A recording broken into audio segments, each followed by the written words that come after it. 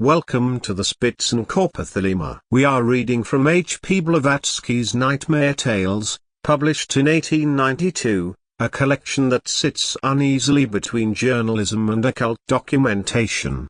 Blavatsky was then in her early 60s, living in London, having spent the previous 2 decades establishing theosophy as a serious intellectual current within Western esotericism.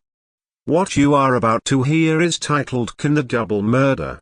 And it appears as a letter to the editor of The Sun, positioning itself as investigative reportage of a Serbian regicide in 1867. This is not coincidental.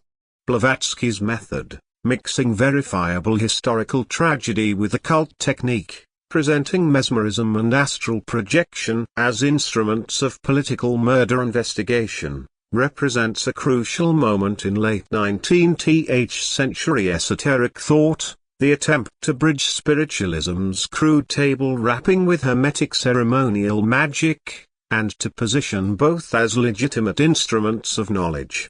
The text belongs directly to the lineage of Dupatet to Senvoy and Mesmer, but transforms their animal magnetism into something far more metaphysically ambitious. This is Blavatsky weaponizing the astral body.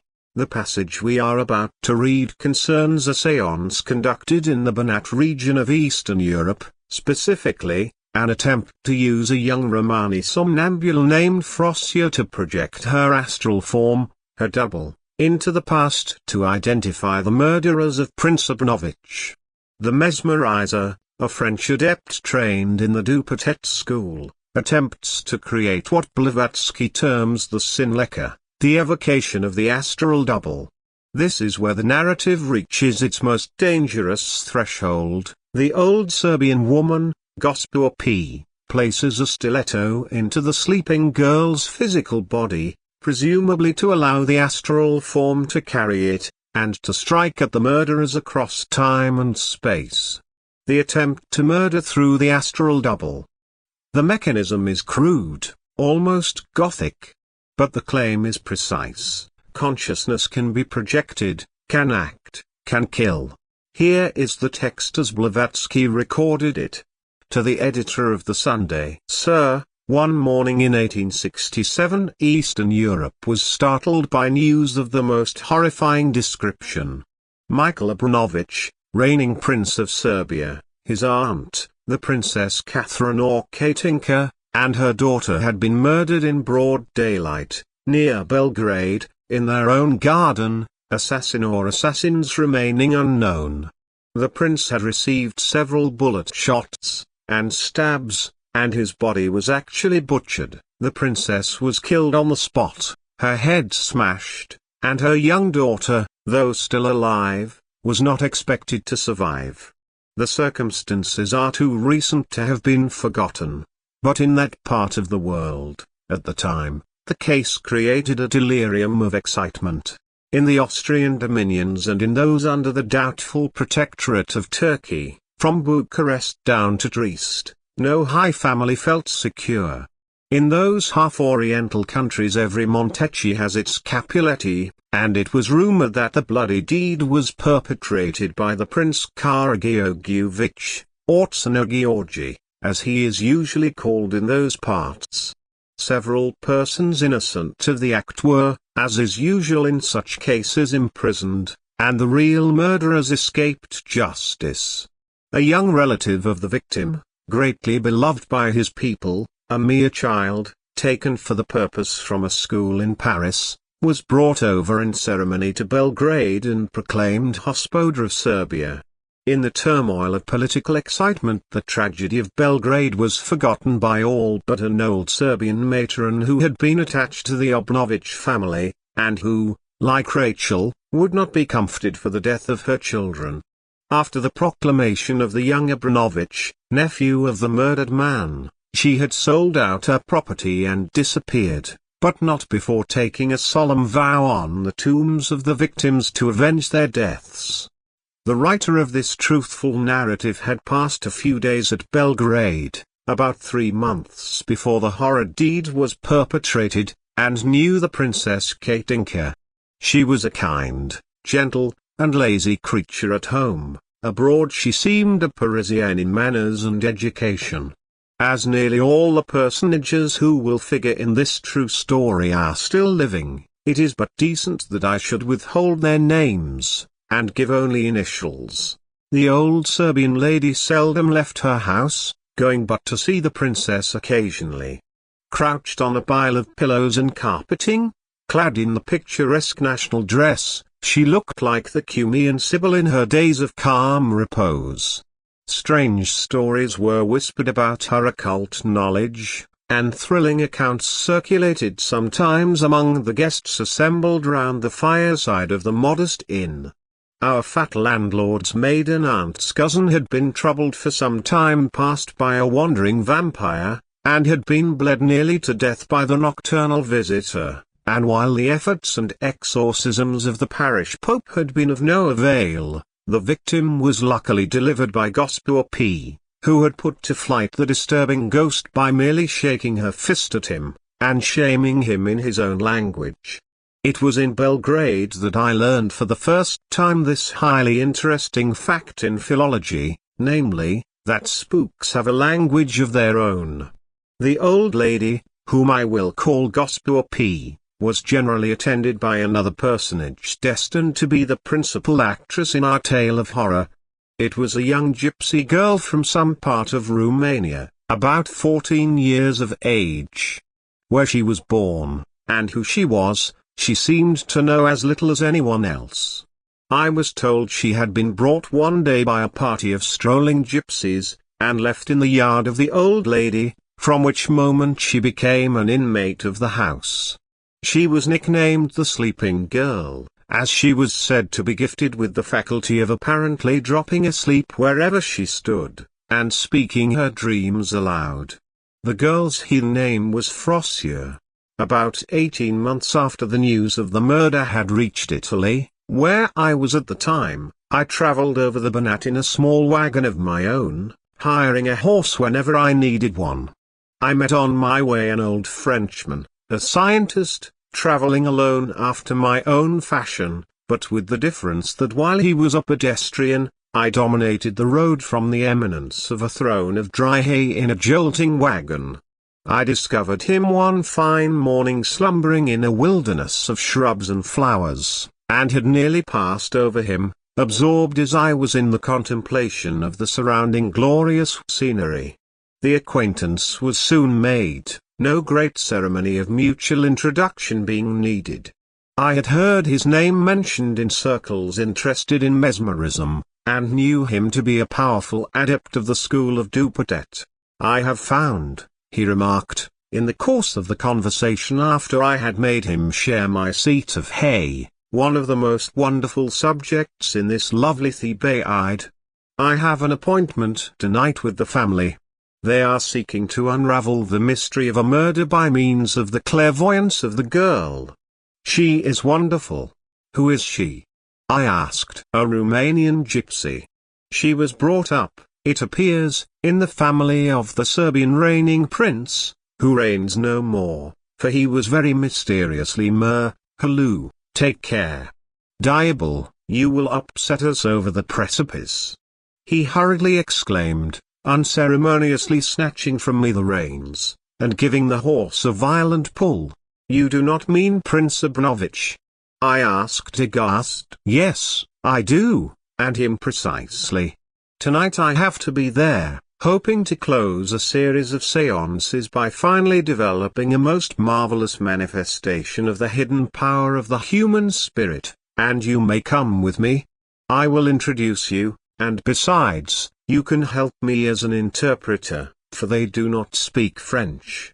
As I was pretty sure that if the somnambule was Frossia, the rest of the family must be Gospel P, I readily accepted. At sunset we were at the foot of the mountain, leading to the old castle, as the Frenchman called the place. It fully deserved the poetical name given it.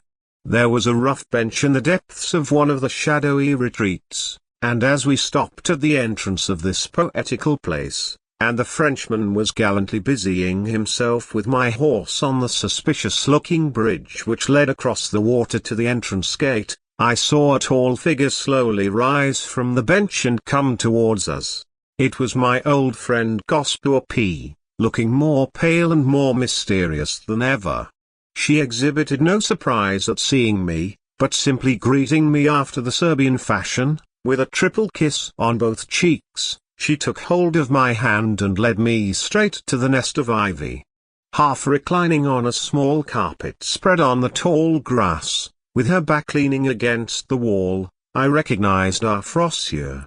She was dressed in the national costume of the Wallachian women, a sort of gauze turban intermingled with various gilt medals and bands on her head, white shirt with opened sleeves, and petticoats of variegated colors. Her face looked deadly pale, her eyes were closed, and her countenance presented that stony, sphinx-like look which characterizes in such a peculiar way the entranced clairvoyant somnambule. If it were not for the heaving motion of her chest and bosom, ornamented by rows of medals and bead necklaces which feebly tinkled at every breath, one might have thought her dead, so lifeless and corpse-like was her face. The Frenchman informed me that he had sent her to sleep just as we were approaching the house, and that she now was as he had left her the previous night. He then began busying himself with the sujet, as he called Frosure. Paying no further attention to us, he shook her by the hand, and then making a few rapid passes stretched out her arm and stiffened it. The arm, as rigid as iron, remained in that position. He then closed all her fingers but one, the middle finger, which he caused to point at the evening star, which twinkled in the deep blue sky. Then he turned round and went over from right to left, throwing on some of his fluids here, again discharging them at another place, busying himself with his invisible but potent fluids, like a painter with his brush when giving the last touches to a picture. The old lady, who had silently watched him, with her chin in her hand the while, put her thin, skeleton-looking hands on his arm and arrested it, as he was preparing himself to begin the regular mesmeric passes. "Wait," she whispered, "till the star is set and the 9th hour completed. The Vdalaki are hovering round, they may spoil the influence." "What does she say?" inquired the mesmerizer, annoyed at her interference. I explained to him that the old lady feared the pernicious influences of the Vdalaki. "Vdalaki? What's that, the Vdalaki?" exclaimed the Frenchman. "Let us be satisfied with Christian spirits, if they honor us tonight with a visit, and lose no time for the Vdalaki." I glanced at the Gospera. She had become deathly pale and her brow was sternly knitted over her flashing black eyes. "Tell him not to jest at this hour of the night," she cried. "He does not know the country. Even this holy church may fail to protect us once the Vdalaki are roused. What's this?" Pushing with her foot a bundle of herbs the botanizing mesmerizer had laid near on the grass. She bent over the collection and anxiously examined the contents of the bundle, after which she flung the whole into the water. "It must not be left here," she firmly added, "these are the St. John's plants, and they might attract the wandering ones." Meanwhile the night had come, and the moon illuminated the landscape with a pale, ghostly light. The nights in the Banat are nearly as beautiful as in the East, and the Frenchman had to go on with his experiments in the open air, as the priest of the church had prohibited such in the tower, which was used as the parsonage, for fear of filling the holy precincts with the heretical devils of the mesmerizer, which, the priest remarked, he would be unable to exorcise on account of their being foreigners. The old gentleman had thrown off his traveling blouse, rolled up his shirt sleeves, and now, striking a theatrical attitude, began a regular process of mesmerization. Under his quivering fingers the odile fluid actually seemed to flash in that twilight. Frosure was placed with her figure facing the moon, and every motion of the entranced girl was discernible as in daylight. In a few minutes large drops of perspiration appeared on her brow, and slowly rolled down her pale face, glittering in the moonbeams. Then she moved uneasily about and began chanting a low melody, to the words of which the gospeler, anxiously bent over the unconscious girl, was listening with avidity and trying to catch every syllable. With her thin finger on her lips, her eyes nearly starting from their sockets, her frame motionless, the old lady seemed herself transfixed into a statue of attention. The group was a remarkable one, and I regretted that I was not a painter. What followed was a scene worthy to figure in Macbeth. At one side she, the slender girl, pale and corpse-like, writhing under the invisible fluid of him who for the hour was her omnipotent master; at the other the old matron, who, burning with her unquenched fire of revenge, stood waiting for the long-expected name of the prince's murderer to be at last pronounced. The Frenchman himself seemed transfigured, his grey hair standing on end. His bulky clumsy form seemed to have grown in a few minutes. All theatrical pretense was now gone, there remained but the mesmerizer, aware of his responsibility, unconscious himself of the possible results, studying and anxiously expecting. Suddenly Frossia, as if lifted by some supernatural force, rose from her reclining posture and stood erect before us, again motionless and still, waiting for the magnetic fluid to direct her. The Frenchman, silently taking the old lady's hand, placed it in that of the somnambulist, and ordered her to put herself en rapport with the gospeler. "What sayst thou, my daughter?" softly murmured the Serbian lady. "Can your spirit seek out the murderers?" "Search and behold," sternly commanded the mesmerizer, fixing his gaze upon the face of the subject. "I am on my way, I go," faintly whispered Frossia, her voice seeming not to come from herself, but from the surrounding atmosphere. At this moment something so strange took place that I doubt my ability to describe it. A luminous vapor appeared, closely surrounding the girl's body. At first about an inch in thickness, it gradually expanded, and, gathering itself, suddenly seemed to break off from the body altogether and condense itself into a kind of semi-slid vapor, which very soon assumed the likeness of the somnambule herself. Flickering about the surface of the earth, the form vacillated for 2 or 3 seconds, then glided noiselessly toward the river. It disappeared like a mist, dissolved in the moonbeams, which seemed to absorb it altogether. I had followed the scene with an intense attention. The mysterious operation, known in the East as the evocation of the scin-lecca, was taking place before my own eyes.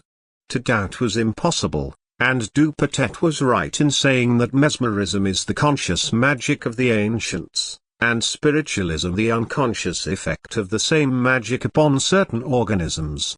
As soon as the vaporous stubble had smoked itself through the pores of the girl, Gospeler had, by a rapid motion of the hand which was left free, drawn from under her pelisse something which looked to us suspiciously like a small stiletto, and placed it as rapidly in the girl's bosom. The action was so quick that the mesmerizer, absorbed in his work, had not remarked it, as he afterwards told me. A few minutes elapsed in a dead silence. We seemed a group of petrified persons. Suddenly a thrilling and transpiercing cry burst from the entranced girl's lips. She bent forward, and snatching the stiletto from her bosom, plunged it furiously round her, in the air, as if pursuing imaginary foes. Her mouth foamed, and incoherent, wild exclamations broke from her lips, among which discordant sounds I discerned, several times 2 familiar Christian names of men. The mesmerizer was so terrified that he lost all control over himself, and instead of withdrawing the fluid he loaded the girl with it still more. "Take care," exclaimed I. "Stop. You will kill her, or she will kill you." But the Frenchman had unwittingly raised subtle potencies of nature over which he had no control. Furiously turning round, the girl struck. What we witness in this text is a precise escalation from spiritualism into what Blavatsky explicitly calls conscious magic. The séance is not a parlor entertainment nor a religious communication with the deceased. It is an operational technique. The astral double, the scin-lecca, the luminous vapor, is extracted, instructed, and weaponized. The stiletto in the physical body creates a sympathetic link between the sleeping girl and her projected form. When she awakens with the wound, the astral body carries that wound into the past, into the space where the murderers still live. This is homeopathic magic operating through the astral dimension. But notice what Blavatsky is claiming with supreme casualness, that spiritualism itself is merely the unconscious operation of what the ancients knew consciously as magic. She is not repudiating spiritualism. She is subordinating it. The table rappers and trance mediums of Victorian London are doing magic without knowing it, without consent, without control. The French mesmerizer represents the intermediate stage. He understands that magnetism is real, that the will can project force, but he does not understand that he is opening doors to entities and forces entirely beyond his authority. Gospoor P., the old Serbian woman, represents the adept. She knows the Vdalaki will come. She knows that St. John's plants attract the wandering dead.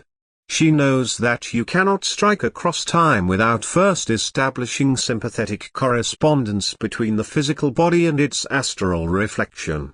When she places the stiletto in Frossia's bosom, she is not committing an act of superstition. She is completing a circuit. The girl is the conductor, the weapon is the conduit.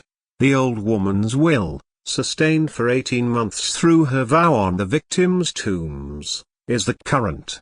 This narrative seeded directly into 20th century occultism.